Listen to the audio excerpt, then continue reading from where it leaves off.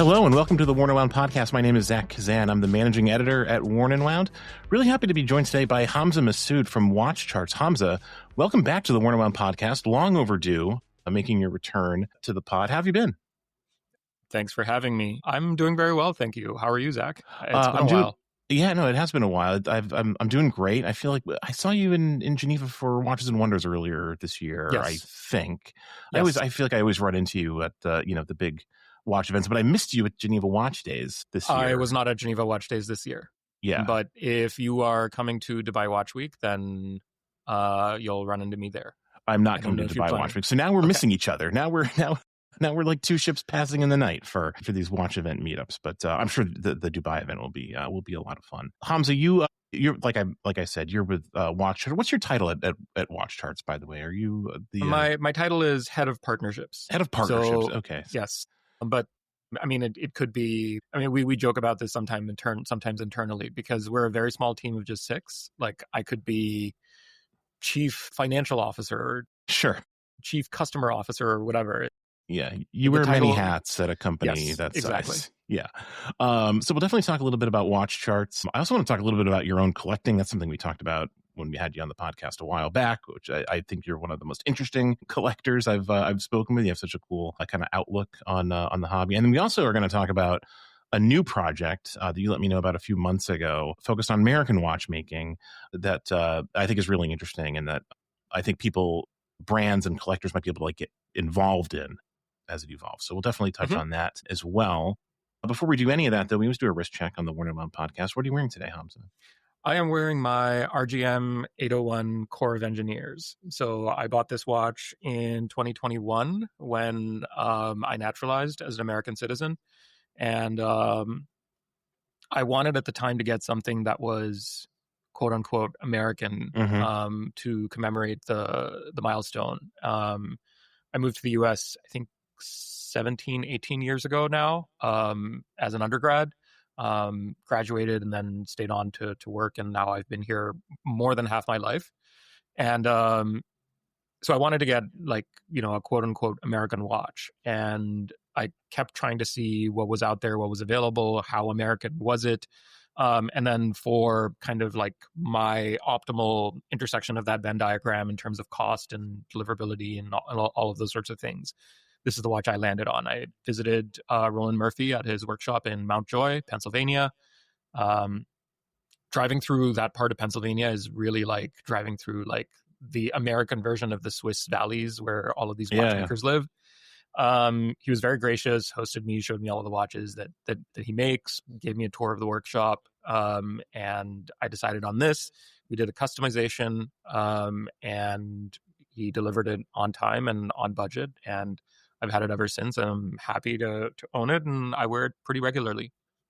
Yeah, that's great. RGM is a really wonderful brand. I feel like somehow they're still a little bit like under the radar. Like we just don't talk about them, enough, especially in this period of time where I think American watchmaking is really kind of on the rise. There are a lot of really interesting things happening in American watchmaking, and Roland and RGM are like deeply involved in a lot of those things. And Absolutely. somehow I feel like the brand is sometimes just not really recognized for all the things they accomplish. I reviewed an RGM watch on the website a short time ago. I was just like very impressed with it. Like he's got he just pulls from history in such a like interesting way, and translating that into modern watches. Like it's just really special brand. That's a very cool watch. What I really liked about my experience of working with him on this watch and then sort of purchasing it from him is he's a straight shooter. And you get exactly what you pay for, which is exactly what he told you he was going to make for you. Yeah. So there's no dissembling, there's no fluff, there's no, sort of marketing speak around it. The product is what it is. It is described exactly as it is. And you don't have to guess or wonder about whether you have to, second guess everything that he's telling you. Like, is it actually in-house? Is it actually this? Is it actually that? No, like every term he uses is kind of specific to exactly what the product is he's delivering. So in that sense, also as a customer going through the purchasing experience, I was very comfortable working with him. Yeah, no, he's whenever I run into him or chat, we text back and forth. Sometimes he always can concur. He's a straight shooter. Like he definitely he knows his watches, he knows his business, and Yep. that's he kind of like tells you exactly what you need to know about whatever it is you're asking about. For me, as someone on the press side or the media side, that's always appreciated for Yep. sure. So yeah, great. What do you watch. have on? I'm wearing my my Nomos Metro today. I picked this up earlier this summer. I've had several Nomoses over the years. I've never had a Metro though. This is the collaboration they did with Ace Jewelers earlier this year. So it has a like a two-tone orange dial. It's nice. It feels kind of like autumnal, I think. We're heading into that time of year here in the Northeast, and I know you are as well in the Pacific Northwest. So just feels like a appropriate watch as we kind of like enter into that season. And it's like super thin and comfortable and easy to wear. As are most Nomos watches. Yeah, for sure. All right. Wrist check out of the way. I wanted to ask you right off the bat about your sort of like collecting journey. You just talked about the RGM you picked up. When we spoke on the podcast the first time, actually the first time I met you back in San Francisco several years ago now, the thing that like really struck me about you is your like very deliberate collecting strategy where, correct me if I'm wrong, but you're trying to collect an example of each watch with distinct like movement architectures, basically. Not quite movement architectures. So or movement technologies, movement technologies is maybe a better way to put it. But essentially, but even within movement technologies, right? Because a movement is not a monolith. There's several technologies that go into the movement. There's the power reserve, there's a gear train, and then there's the escapement. And what has fascinated me and what really scratches my itch, and of course, different people's itches are different. So if this resonates with you, then maybe you'll appreciate it. If it doesn't, then maybe it's just of passing interest. What interests me is that the timekeeping function within the movement, which is really what the escapement is for, it's what keeps the watch running on time, over time. Mm-hmm. There's no one way to solve that problem. So there's the lever escapement, which is in the vast majority of watches made today. But then Omega has the coaxial escapement, which is a fundamentally different geometry of mechanical components. There's the dual impulse escapement, there's the natural escapement, and on the list goes. The fact that as people who can, as human beings, we can come up with more than one way to mechanically keep track of time is what's interesting to me about different wristwatches. So I want to understand why these differences exist, which is better, which is worse, what are the relative characteristics of each, and then just marvel at the fact that there have been more than one that have been successfully mass-produced over the course of watchmaking history for the last 200 years, generally speaking, in wristwatches and pocket watches. But then, of course, outside of purely mechanical watchmaking or the escapement being constructed from purely mechanical means, there's other variations. There's quartz timekeeping. There's spring drive, which is really kind of like its own hybrid thing. There's entirely different mechanical architectures like the Frederic Constant monolithic movements where the entire escapement assembly, which is usually around 25 to 30 parts, is replaced with a single disc of microfabricated silicon. That instead of operating at the usual 4 hertz, operates at 40 hertz. So it's 80 ticks per second as opposed to like the normal 8 to 10 ticks per second you get from like a normal high beat movement. Interesting side note about that watch, it is the only mechanical watch with a smoothly gliding seconds hand. Yeah. So, people kind of have this whole thing about, oh my God, I love my spring drives because they have this smoothly gliding second hand. Of course, they weren't the first ones to do it. There's a bunch of quartz watches that have the same functionality. Tuning fork watches from 1960s, I think, were probably the first ones to have that feature. But from my research, what's interesting is they never really leaned into that from a marketing standpoint. It's really with spring drive that you see that kind of be front and center as part of the storytelling of the watch. But the Frederic Constant is the only purely mechanical watch that has that feature. So it's these kinds of things that are interesting to me. And then just to make it a little bit more difficult for myself, I tried to collect the first one of each. So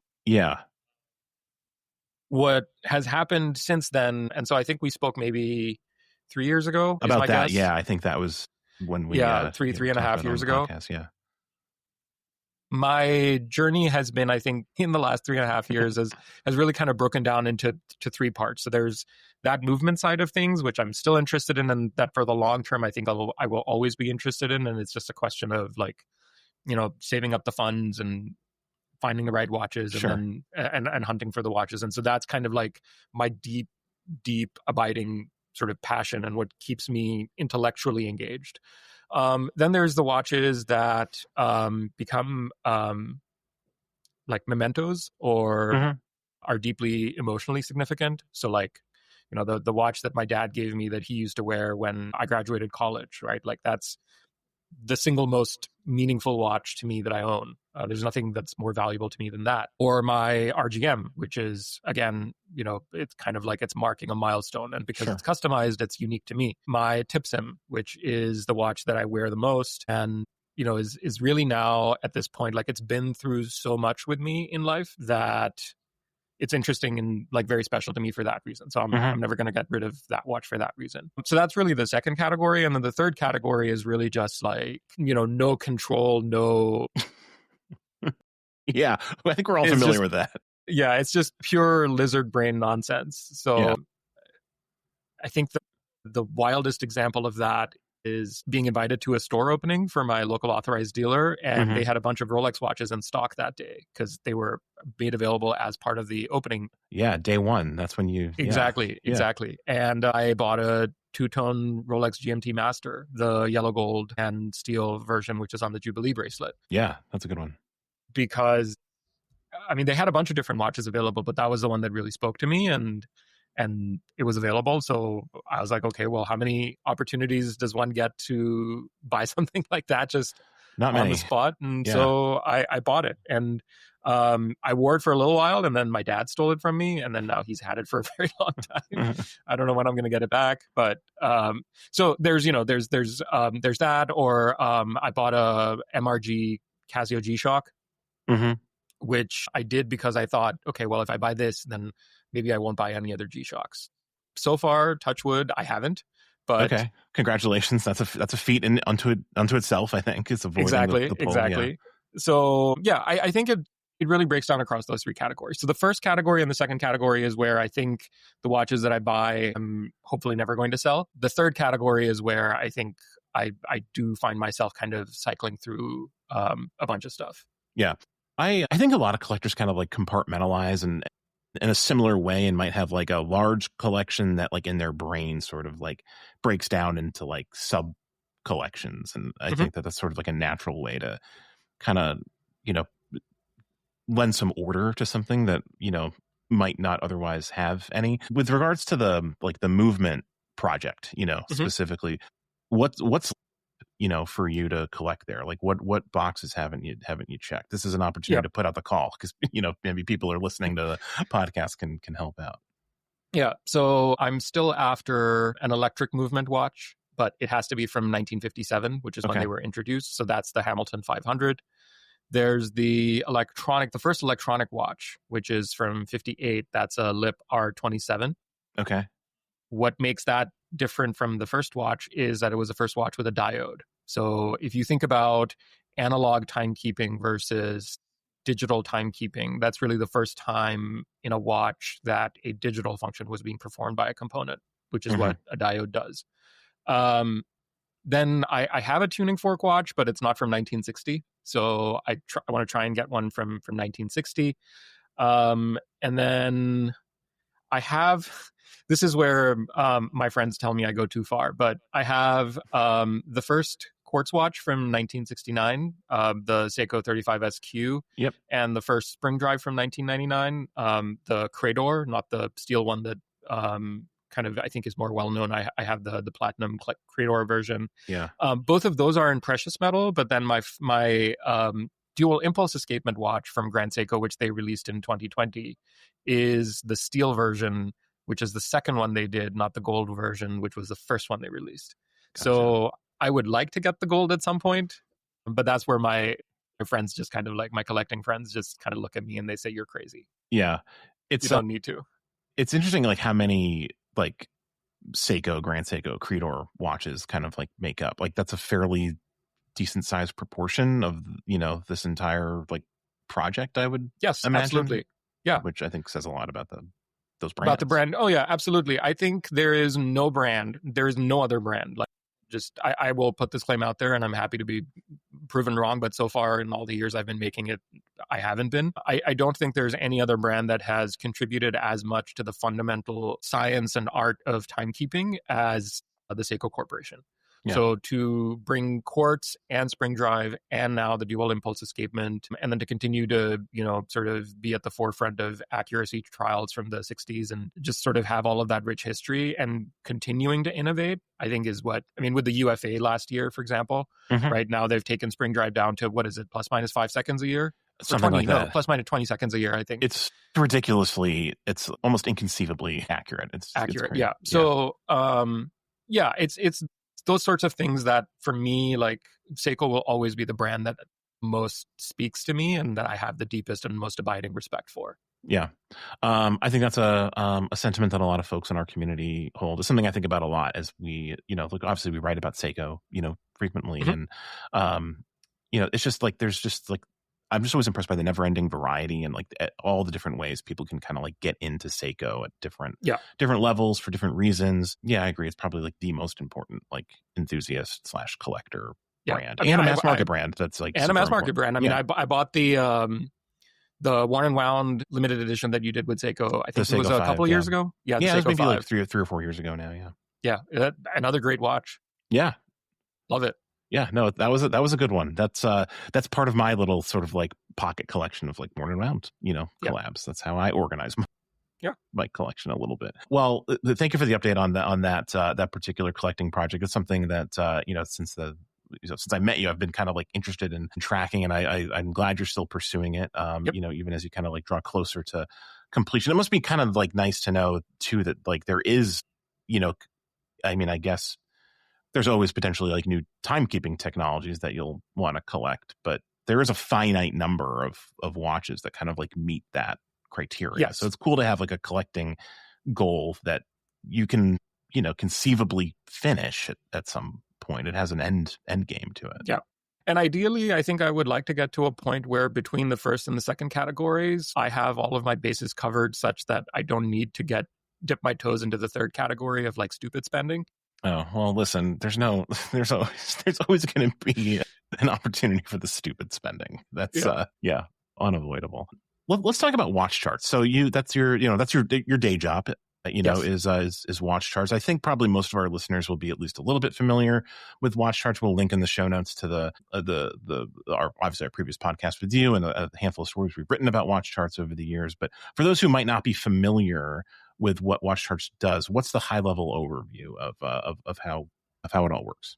Right. So Watch Charts is a secondary market research platform. So we don't buy and sell watches. We report on where the market is headed and what the price of any given watch is on any given day. So with a primary focus on the modern pre-owned market, which is the vast majority of the secondary market globally, our goal is to answer the question, what is a watch worth, both on the buy side and on the sell side, to make that transaction process for you as a collector be something that you can engage in with great confidence. Mm-hmm. The company mission is to bring greater price transparency into the secondary market. I think if you think back to 5 or 10 years ago when there wasn't as much information available on the secondary market specifically, historically there's been an information asymmetry between collectors and dealers. Sure. And so that meant also that collectors buying and selling or trying to buy and sell between themselves didn't always necessarily know what the right price was for a given watch, given where that watch was transacting on the broader market. So what we're trying to do is essentially solve the problem that we faced as collectors ourselves and see if we can help other people essentially with that buying and selling process. Because as we've been discussing just in this call, collectors buy and sell watches all the time. Sure. And so not everyone buys the 100 most popular watches or the 100 like best selling watches on the secondary market, which is almost all Rolex and some Patek and some Audemars Piguet. But for everything else, right, like we publish prices for over 28,000 watches. So if you want to know what the price of any given watch is, I invite you to come check out the website and hopefully you'll find some useful information there. That's kind of the main service. And then in addition to that, we also run a P2P marketplace. So for us, that's about trying to offer the best P2P buying and selling experience possible. So it's an area that we are currently focusing on improving considerably. So in terms of like when I think about our product roadmap over the next 6 months to 12 months to 18 months, that's really where we're going to be spending a lot of our time and energy. Yeah.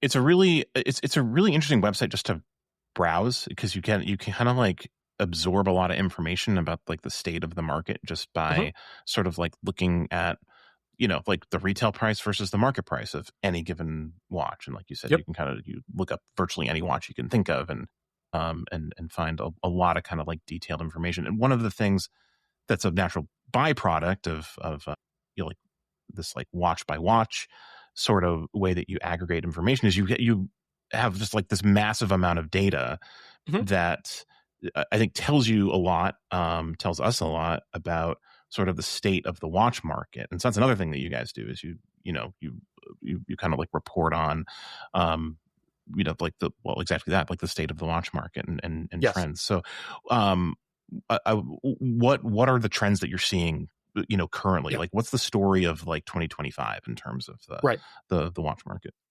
Before I or like just a like quick prologue to answering that question is, I think there's a difference between trying to understand what the price of a given watch is and asking that question of how the market is doing, I think from a collector standpoint, because how the market is doing does not necessarily, and in my opinion, to some degree, should not impact the way that you collect and experience the hobby. Yeah, that's a good point.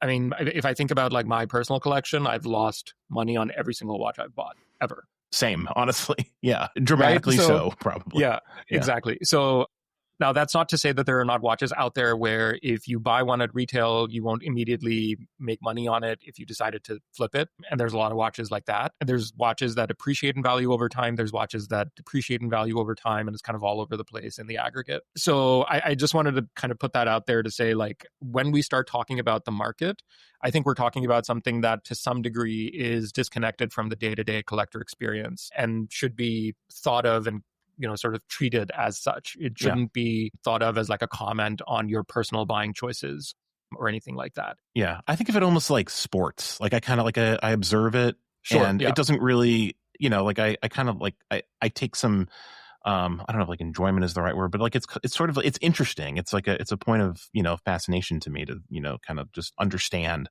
what's happening. But I think that like your point is well understood, that like as an individual collector, the value of any given watch like doesn't impact like my enjoyment exactly. of it if I own it. And like even more to your point, like some of the watches I love the most in my collection are watches that I'm sure have like depreciated dramatically, and I don't look those watches up on watch charts because I don't I don't even want to know, because exactly. I'm enjoying the watch as it is, regardless of its value. So with that sort of like prologue out of the way, 2025 I think has been a story of a little bit of a recovery in the market. So when I say the market, what I'm talking about again is the entirety of the secondary market, which is primarily modern pre-owned watches being bought and sold through collector forums, through large marketplace platforms, the usual names, what have you. And the vast majority of the watches that are bought and sold on those platforms are from just Rolex, Patek Philippe, and Audemars Piguet.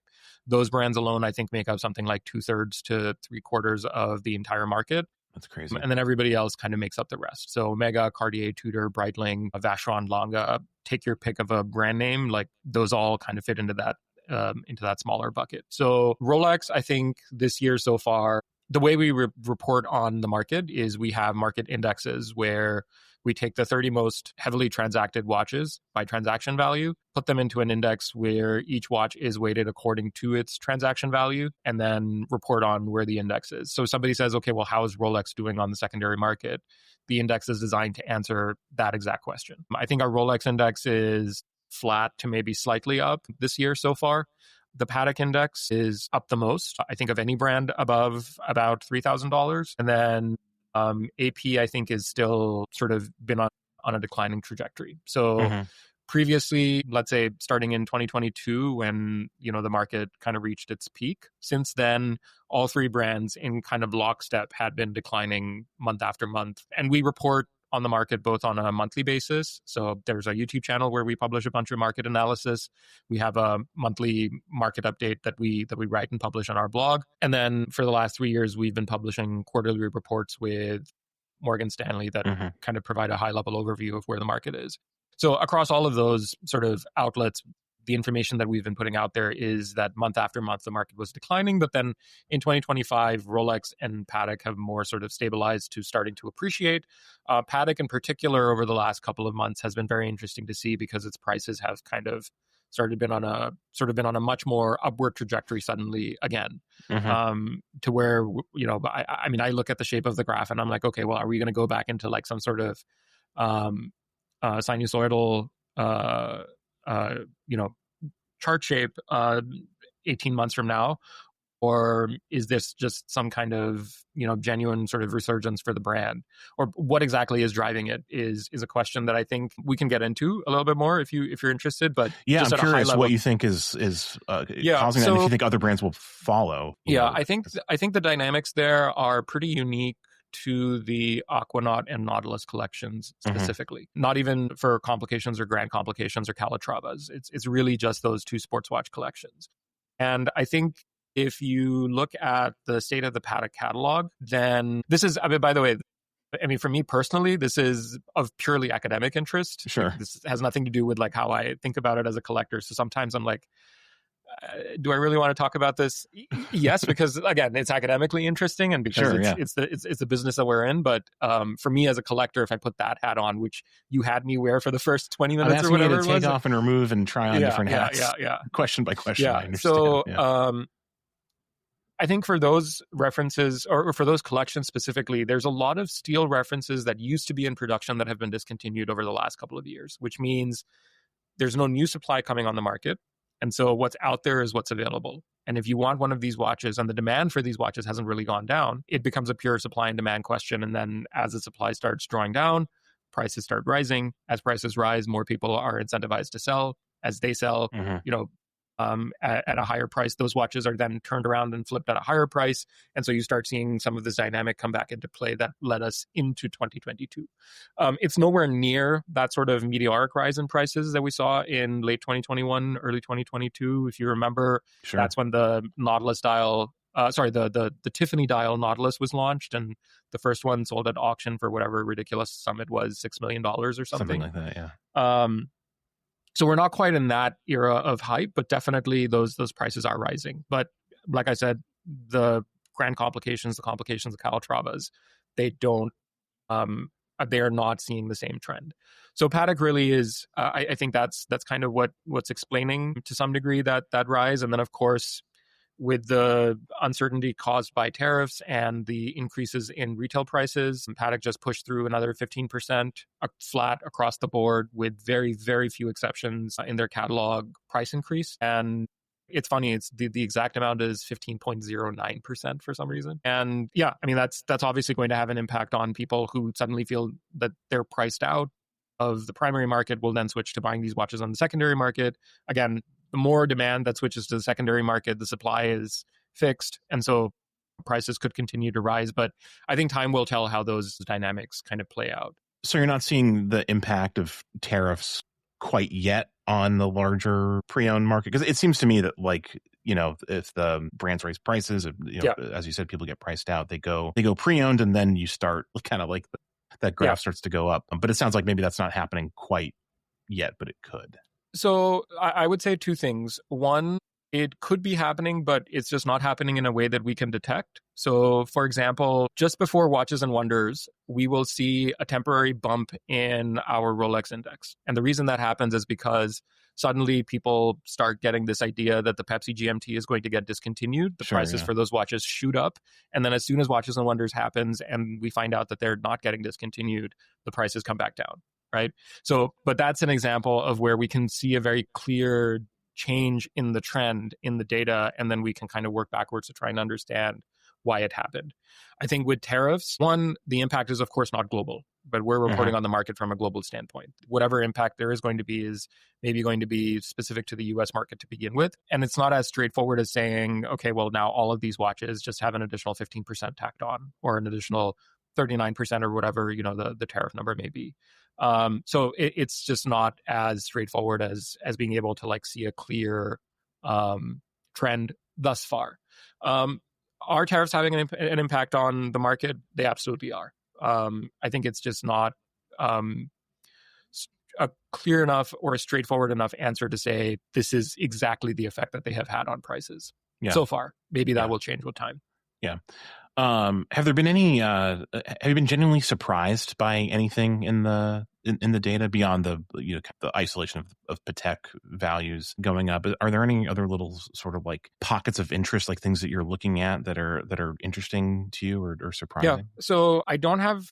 I will kind of give myself some time to think about this by mentioning that if you're interested in seeing the answer to that question for yourself, on our homepage we have some filters that you can use to filter down to a list of watches that have grown, let's say, 20% in value over the last year or over the last 5 years. And that always brings back very interesting looking watches. And the last time I did that exercise, I think the one that I found was a ceramic Royal Oak chronograph, which I think had risen some stupid amount in the last year and in the last 5 years. Actually, maybe not even 5 years, just maybe the last year. So it's usually like, individual unique references like that where you're like, I don't see why this is that different from anything else, but for some reason or the other, the prices for this watch are rising. I think it tends to be a case of if the brand isn't just not making enough of those watches out there, and so suddenly even on the secondary market there's a crunch, the prices for that watch will start to rise. Another very common dynamic is prices are elevated when the watches are first released. That doesn't matter what brand it is. Tudor, Grand Seiko, Cartier, if it's a new watch, the prices are going to be very high. And then as more supply slowly trickles into the market, and then eventually onto the secondary market, the prices kind of stabilize at a level that almost always ends up being below retail. So our advice to people is if you're after a watch and you don't want to pay the premium, just wait 6 months and prices will come down. Yeah, that's one of the things that I've noticed, kind of like going on watch charts from time to time and noticing that phenomenon has like been really valuable to me. And I think probably a lot of people, because I think we all kind of understand that, we observe that happening individually as collectors. Watches come out and they're, there's a premium initially, things settle down, the prices settle, they drop below retail. But it's nice to see like the data backing that up like over and over and over again. Yes. And I think that's one of the really valuable things about watch charts is that it kind of like it sort of like validates, in a lot of ways, some of the things that we've always kind of like like known to be true with data, and still offers a opportunity to kind of like surprise us and learn. But I think that's a helpful thing for collectors to. I mean, it just is. Think about how many variations of Speedmasters there are. Sure. Right? Yeah.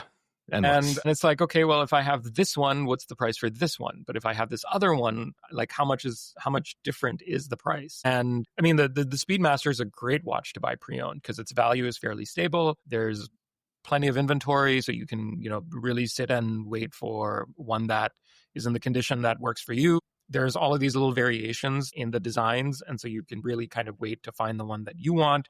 There's a sapphire and Hesalite crystal divide, and Team Hesalite for the record, and on it goes, right? But then where does each individual Speedmaster reference sit in the market? I think that's really where the value of the service comes through, and it really shines. Yeah, for sure. We'll obviously leave a link to watch charts in the show notes. It's a website that I think everyone should bookmark and become comfortable with. It's like I said, incredibly valuable. So thank you for kind of like the watch charts update, Hamza. The other piece of information I really wanted to talk to you about on this podcast is your latest project, the American Watchmaking Directory. You've just in conversations with you over the years, I know you have like a real interest in American watchmaking. I guess I'm asking you to put on yet another hat here, so thank you for your flexibility. Tell us how this project came about and sort of like explain what the concept is here behind the American Watchmaking Directory. So the genesis of the idea really goes back to when I was trying to figure out what watch to buy back in 2021. I started keeping a spreadsheet of brands that I had come across. And so some of the ones that were kind of front and center of mind at the time were, just off the top of my head, if I can remember them all, Darren Tiffany, Pelton, which I don't know if that one's around anymore, Oak and Oscar, Vero. Jan Shapiro, of course, had been making watches at that point already. So he was on the list, Keaton Myrick, Roland Murphy, and then maybe a handful of other names. And what I wanted to do really was not just get something that had a Swiss movement inside it, because that, to me, to celebrate becoming an American citizen felt like, oh, I'm just doing this because I want to do it. And there's actually no real meat behind the watch itself, right? Because it's like, I'm buying a Swiss watch to celebrate becoming an American, right? Like that's Sure. what the cognitive dissonance was that was causing for me. So I said, okay, well, I'm going to start trying to look for watches that are made in America, or as made in America as they can be. And then at that time, through that research process, I kind of settled on the watch that I eventually ended up buying, which is this RGM. But I held on to that spreadsheet that I had made of all of the brands that I was doing research on. And over the last 3 years, every time I found out about a new brand, I've just kind of added it to that list. And every time people talked about, American watch manufacturing or American watch brands, sometimes dismissively, sometimes optimistically, I kept thinking, I have this list, and I feel like I should just do something to put it out there, grow it, get it to a point where if anyone as a customer is interested in buying an American watch, or rather a watch from an American company, regardless of how American made the watch is or not, there should be an easy way to find the answer to that question, because it's a question I had, and I had to find the answer for the hard way. So in that sense, building this directory is really just a repeat of, let's say, my experience working at Watch Charts, where we saw a problem that we faced and we tried to solve the problem, and then realized that other people would also find that solution useful. This directory is really an attempt to try and solve that question for whoever else may be interested in it. I don't see like a great market need for something like this, so it's not driven by some analysis of there's this real great unmet need for somebody to do something like this. I mean, sure, like if you speak to people from the NAWCC or the AWCI, people who are really sort of in the weeds of American watchmaking, they'll say things like that. But outside of that, in the general public, right, it's not really anything that's of great interest. So Sure. in that sense, this is something that I'm doing really mostly, or at first, I'm doing for myself. I'm building something that I wish existed.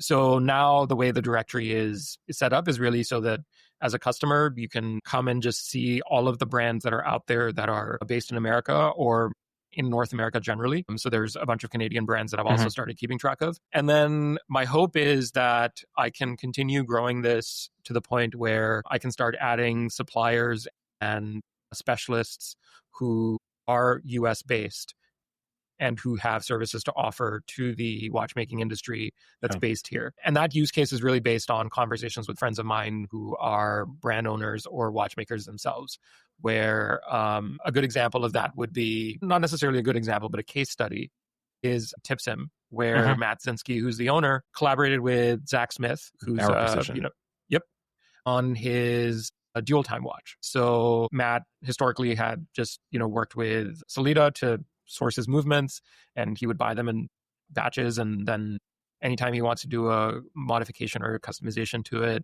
there's all of this like additional work involved, and he can't really go back and forth with them on what he wants to do, because obviously for Solita he's a small fish. Right. But then when he works with Zach Smith, right, Zach can treat him as like a collaboration partner, and then say, okay, like you want to do this plate and these components or these gears designed differently, and so I have the machining chops to do that.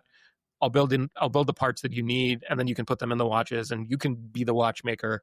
And then, now Matt has this watch with a dual time complication that on a Solita movement has never been done before.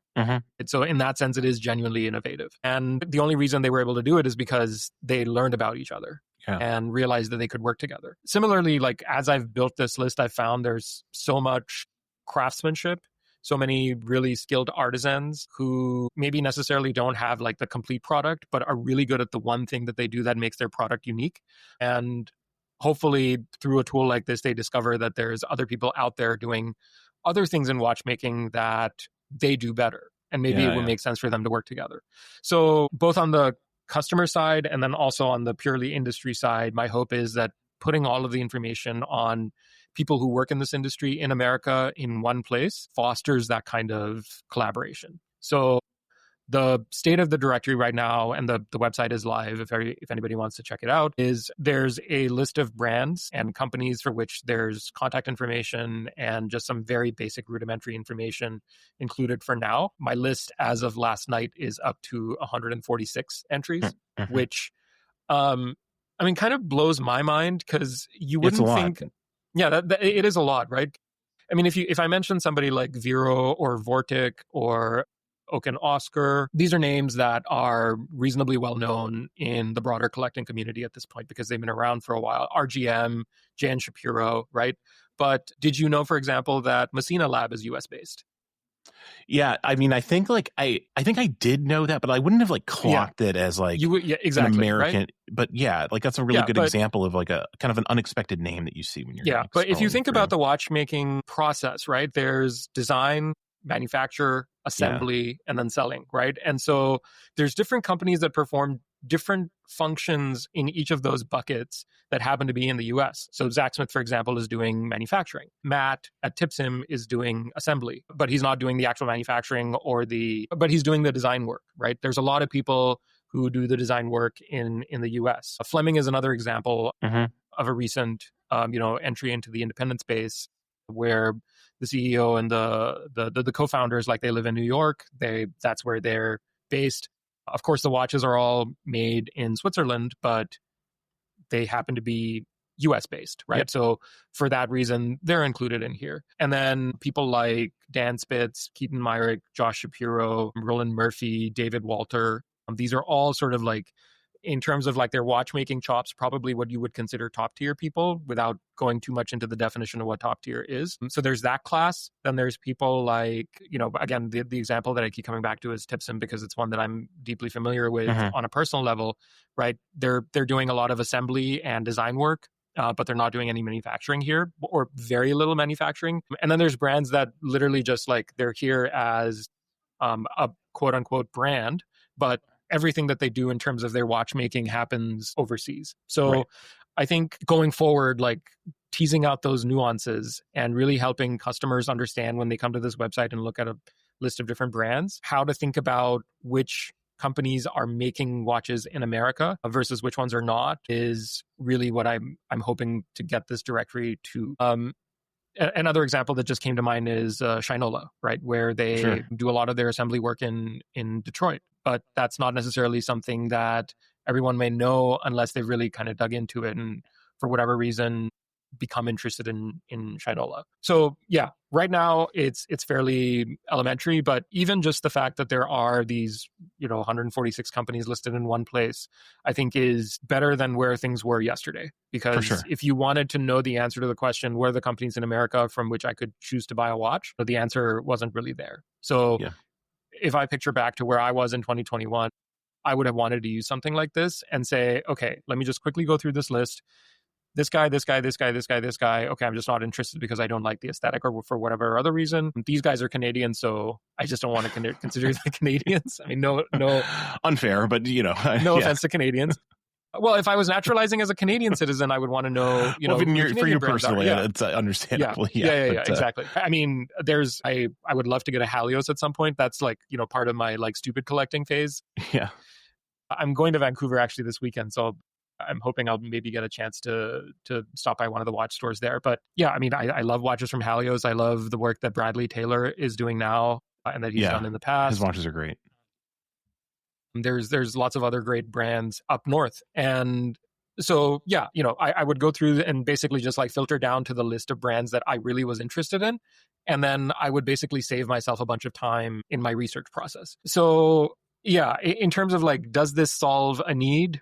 A very specific, very niche need, yes, at this time. My hope, of course, is that over time I can continue to contribute to it, to add to it, and that it fosters greater interest and eventually also greater collaboration between everyone in watchmaking in America.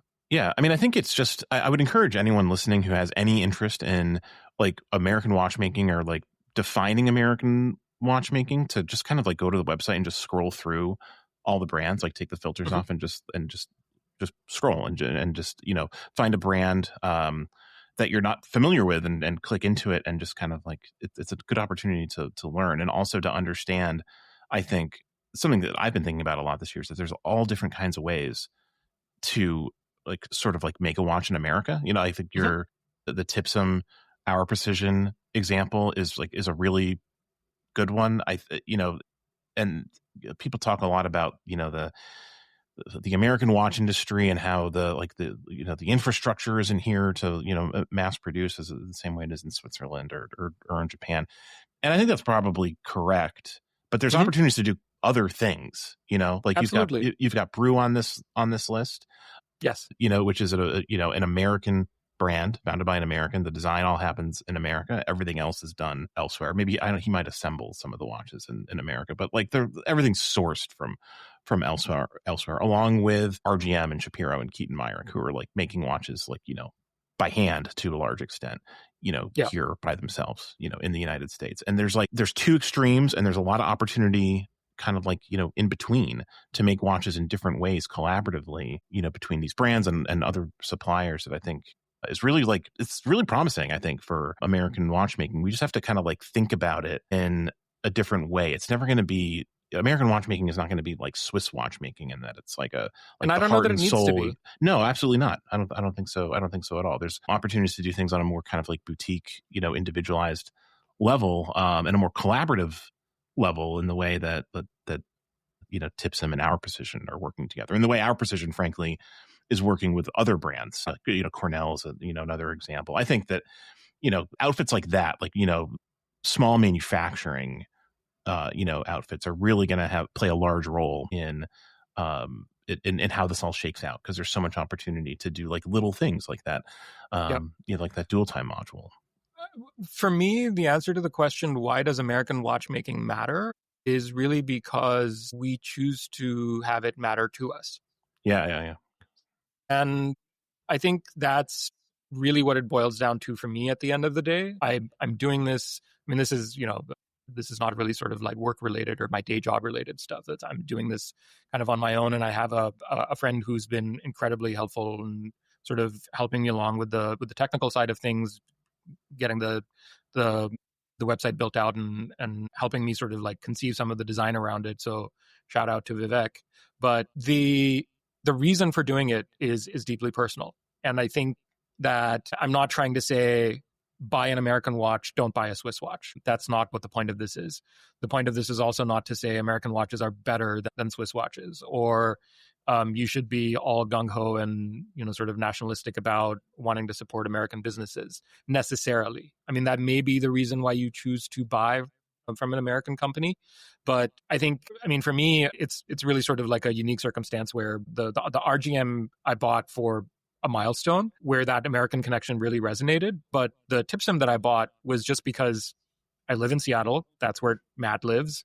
We met when he first made the watch, and he was offering it to other local Red Bar members if they wanted to, like, test the prototype for a week at a time. I kind of put my hand up and was like, yeah, I'll wear it for a week and tell you how I busted it up.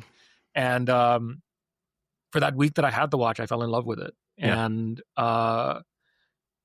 since then, Matt has become a very good friend. And so it's very much for me a part of the story of being here and being in this community. And that's the other interesting thing about this list, right? There's, I think, at least 26 different states where these companies are based. Yeah, I like, you in the can filter US. by state, which is fun. Yeah. To kind of like, that's Yeah, something I people mean, should play with for there's sure. a big chunk of them in New York, another big chunk in California, but then there's 24 other states where many of these companies are based. And so, if you want to be all about supporting your local business, right? Like, that's also where like this connection can come in. Ultimately, I mean, for me, I've been collecting now like 7 or 8 years. And Zach, I'm curious to hear your opinion on this. At some point, and yes, the watches are definitely interesting, but at some point it stops being just about the watches and becomes just as much, if not more so, about the people that you connect with through the hobby.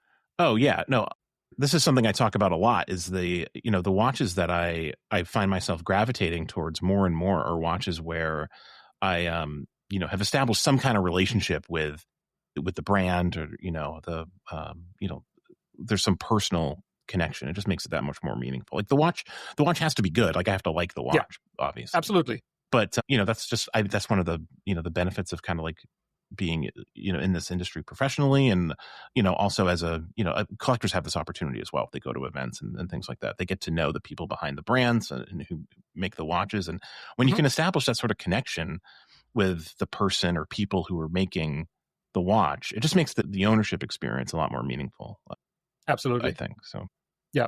So those are sorts of the reasons that I think are really behind like the romance of spending I'm not going to say blood, sweat, and tears, but sweat certainly. Sure. That went into putting this together. So yeah. I hope people check it out. I hope people use it. I hope people find it useful and interesting. It is purely sort of like a